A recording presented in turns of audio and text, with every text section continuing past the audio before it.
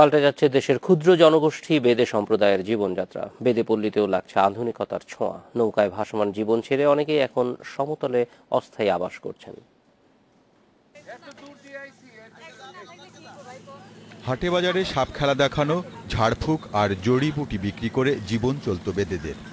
তাদের সাপের ঝাঁপি আর ওষুধের ঝুলি এখন কমই দেখা যায়। বরিশালের লাহারহাটের সওদাগর বহর কিংবা তালুকদারের চরের নাইয়া বহরের বেদেরা ছোট ছোট নৌকায় কিংবা সমতলে ঘরের মাচায় সৌর বিদ্যুৎ ব্যবহার করছে।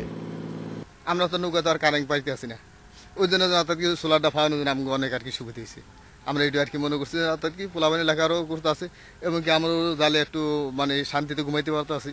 জীবনযাপনে এমন পরিবর্তনে খুশি বেদে নারীরা।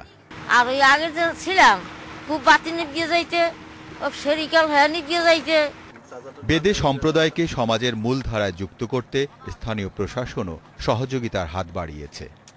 যেহেতু তারা নৌকায় তাদের জীবনযাপন করে, সেক্ষেত্রে তাদের ওই জীবনকেও আলোকিত করার জন্য আমরা কিছু কিছু সরকারের এই প্রচেষ্টাটাকে আমরা ওই জীবনেও আমরা প্রতিফলন করার চেষ্টা করছি।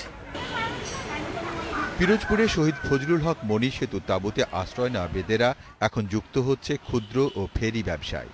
ওই 12 মাস ওই রাস্তাঘাটেই পড়ে থাকি, বাচ্চা কাচ্চা নিয়ে এইভাবে জীবনযাপন।